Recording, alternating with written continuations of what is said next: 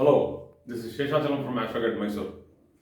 Today, continuing the subject of planetary positions and how they affect married life, we will continue with the planet Jupiter.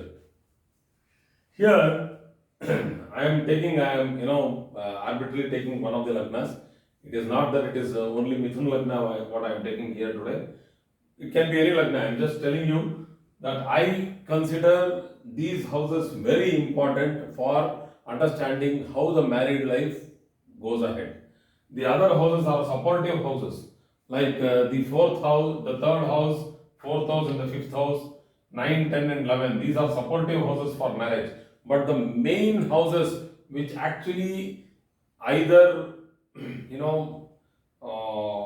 fortify or makes the marriage stronger or it destabilizes the marriage, these are the houses: 12th, 1st, 2nd, 6th, 7th, and 8th.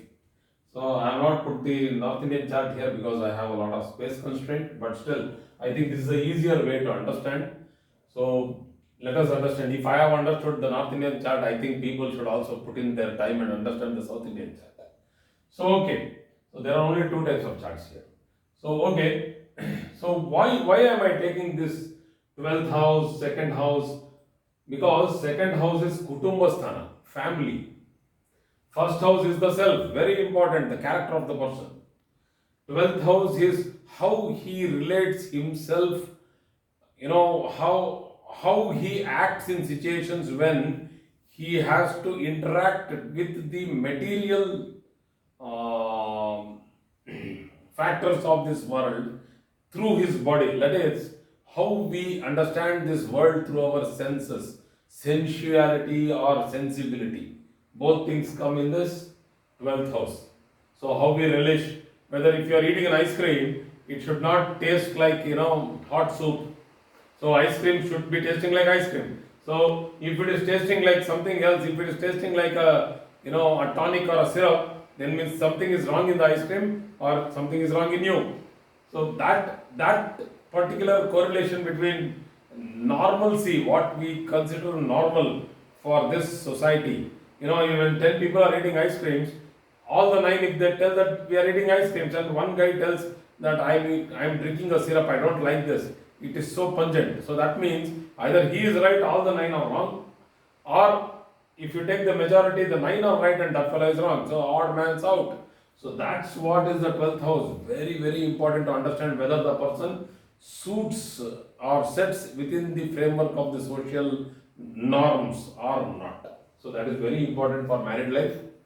The 6th house, the fear, the intimidation, the apprehensions, the competitiveness, whether the person is ready to go ahead with the married life or not, he is always planning. So let us see. I have written down some points here which actually directly correlate with the quality of married life.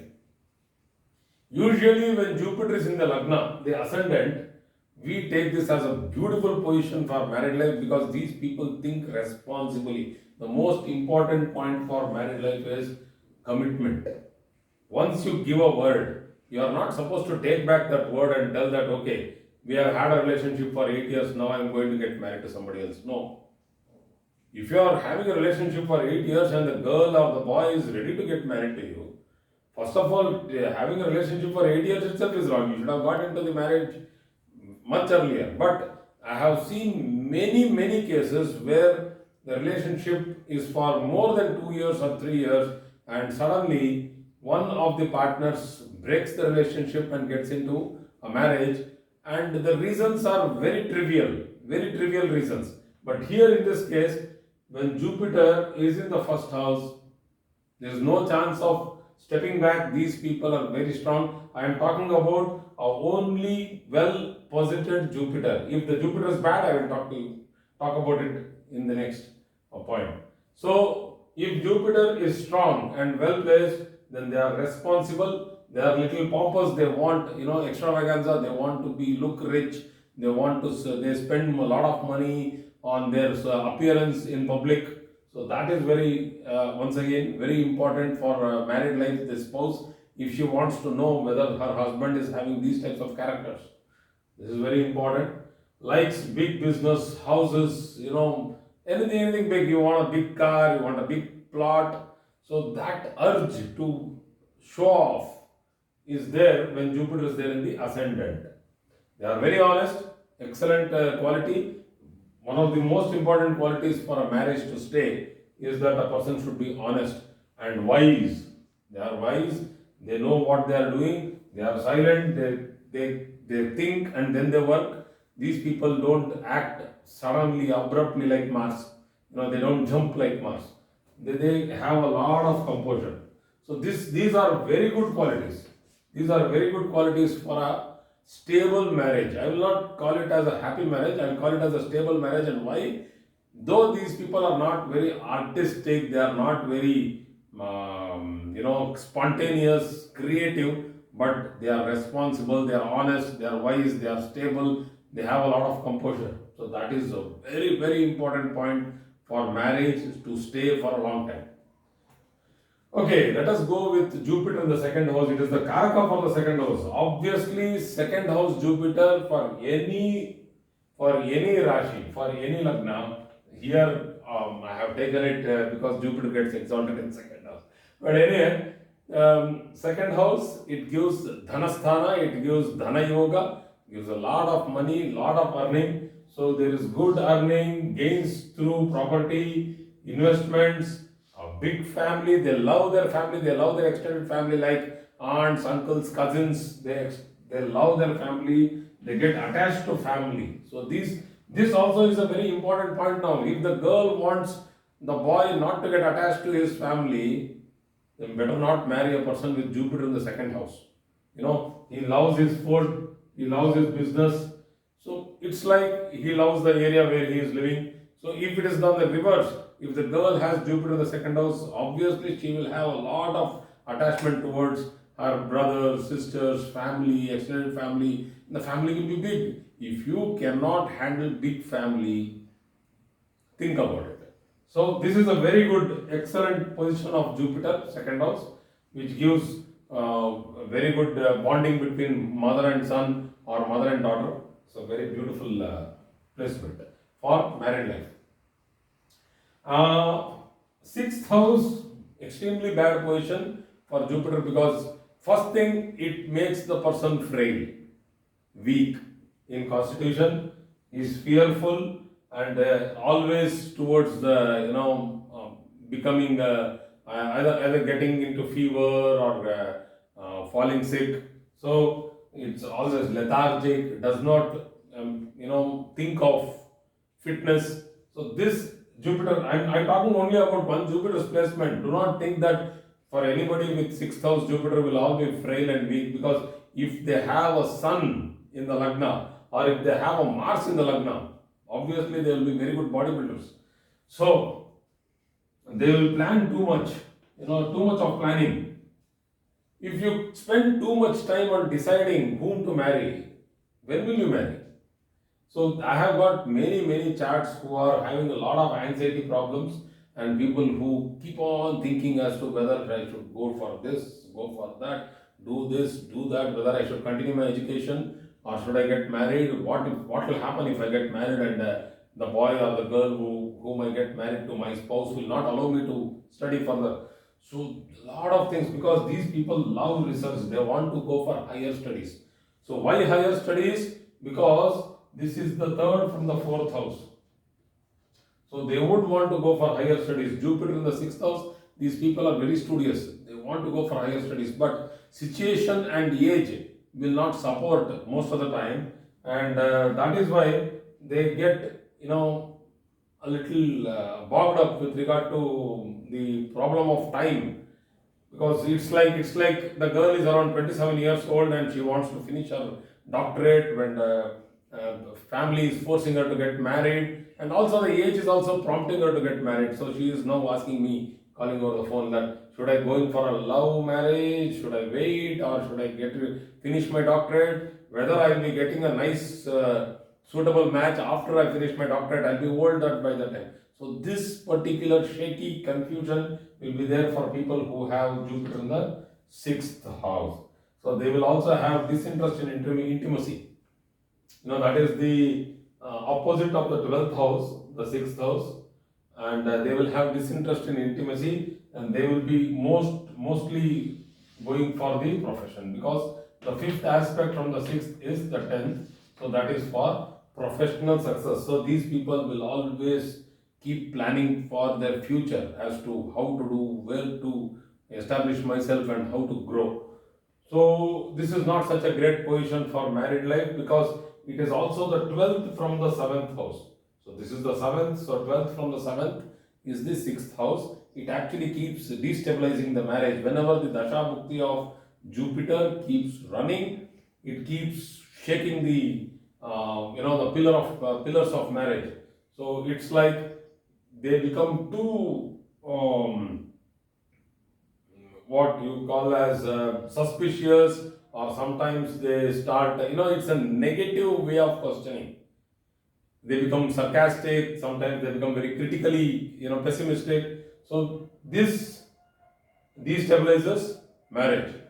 So when it is in the seventh house, a beautiful position when it is in the seventh house usually does not give early marriage. It usually pushes the marriage far away, until and unless I have given you the formula for early marriage. If you can see that, if fast moving planets are associated, but still, if Jupiter is not retro and well positioned in the seventh house, it poses a lot of delay for marriage. So it also gives rise to Satkalatra Yoga, that is virtuous spouse. So if you have Lagna Jupiter, you will have responsibility, you will be honest, wise and silent. Same way, if you have 7th house Jupiter, that means your spouse will be virtuous, she or he will be responsible, honest, wise, silent, and has a lot of composure. Who does not want a spouse who is having these particular beautiful qualities? So this is an excellent placement, and the person who has 7th house Jupiter always wishes to get married to a knowledgeable person. Don't think that they will simply get married to a business guy. No, they want to get married to a knowledgeable business person. So because they are also business minded, the 7th house is for transactions and business, and people, they love and they respect knowledge, and they are very homely. This is very important. They don't keep running around.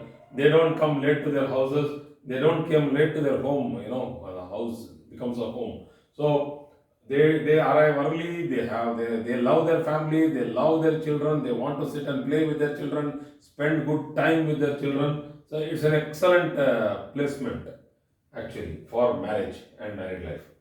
So if it goes to the eighth house, these people have a lot of desire.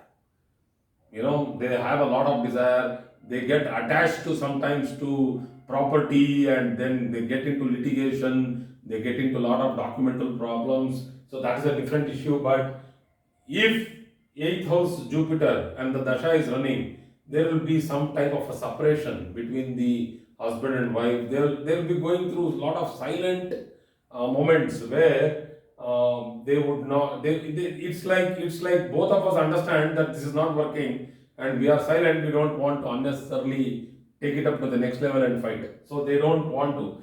So the person also will be going through chronic debility, that is weakness, in that particular dasha when Jupiter is in the eighth house.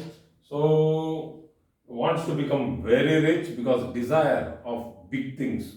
Jupiter in the eighth house makes a person rich if provided other planetary support is there. The second house supports, the 11th house supports, fifth house supports, then the person can become very rich. So why 11, fifth, and that is because of this Kendra. That is 2, 5, 8, 11. 1, 2, 3, 4, 1, 2, 3, 4, 1, 2, 3, 4, 1, 2, 3, 4. So that is why I keep telling the numbers 2, 5, 8, 11. These are good for making money, profits, lot of money making. So if this particular quadrant of 2, 5, 8, 11 is very well posited, then the person will become rich. So that is one of the placements, that is the eighth house. So if Jupiter is placed in the eighth house, a person can become very rich. So I don't know whether I have done the classes of Kendras, Panaparas and Apoklimas. Let me do it once. I'll again do it, so that if I have not done it, if I have skipped it in my basic classes, I will do it once again, in which you can see these placements. So they become very rich. Sometimes they get into unethical competition. Unethical in the sense that it is not anything, they do anything wrong, but they would not want anybody to surpass them in their job or in the family. They would want their status to be protected always, having that respect, gaining that respect from the family members. They demand respect rather than commanding it. So eighth house is not such a great position. It's a bad position for Jupiter, because all these types of requests will be there from the person. So they also earn or gain from their spouse. If I tell this, people will tell it's a good thing. Gaining and earning from spouse is a good thing. But if it naturally happens, great. But if you forcefully try to make money, that's bad. So it can happen both ways depending on how Jupiter is posited in the 8th house. They have very less emotion. So less emotion, not a great candidate for marriage. So Jupiter in the 8th house, a person will have very less emotion, will always have his focus on making money and gaining status in the society.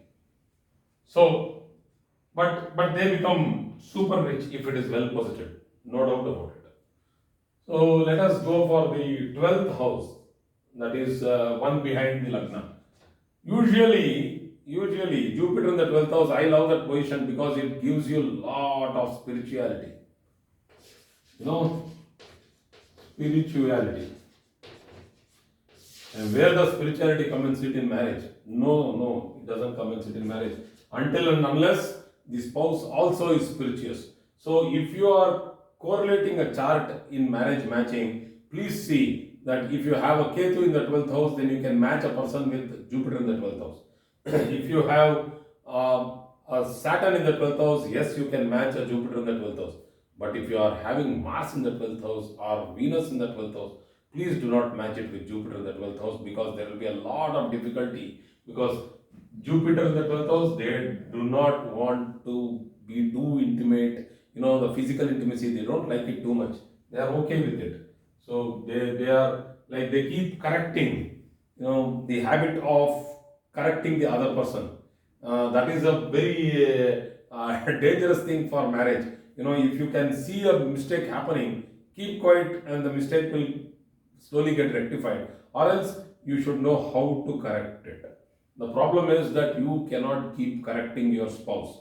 You keep checking things and these too cranky about things, then the marriage will fail. So this is a very bad position, that Jupiter is in the 12th house. It's a very bad position, down arrows. So you can't keep correcting the spouse, and it's not good for intimacy, physical intimacy, because Jupiter provides a spiritual elevation. If you are spiritual and your spouse is, wants normal, happy physical life, because you people are married when you are young and you need all those body comfort and bodily requirements are there because of the hormonal requirements. So if you tell no, I will, we are like this, we should be like this, and if you start giving a huge big lecture on that, it will not work. So they are very rigid, stubborn, and saving becomes very important for them. That is, sometimes they look miserly, they are not miser. Jupiter in the 12th house, they are not miser guys. They love earning money, but they would love to save money for the future. They are always worried about the future. That is what is the last point, anxiety about the future, which is not a good thing for marriage. You should not be anxious about the future. If you are anxious about the future, you will not be able to live today. If I am always thinking about tomorrow, then what is the fun living today? We will not be able to live today. So it's like the word, if tomorrow comes. Sidney Sheldon has written a beautiful book on that. If tomorrow comes, tomorrow will never come. Tomorrow is always there, tomorrow only. So when tomorrow comes, it will be today. And today will have become yesterday. and tomorrow will become yesterday after 2 days. So that's it, that you are not living in yesterday or in tomorrow, you are living in now.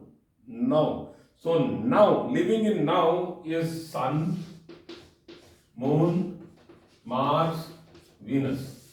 These fellows live in the present. They want to live in the present. They do not want to go. Sometimes moon goes back in memory. It goes back. But Venus, this is the only planet which can live in the present, for today, for now. Let's enjoy. But where is the responsibility? No, no responsibility there. That is why when I was teaching the symbols, I could very nicely tell that Venus has earth and soul, but it does not think much. Same thing happening here. So here moon thinks too much because it's only mind. So I have given a detailed explanation on the symbols. I will attach this particular video in the end screen so you can see that. So these are the points which we have to check and understand before matching the charts for marriage and married life with regard to Jupiter and its placements. Thank you very much for today's class.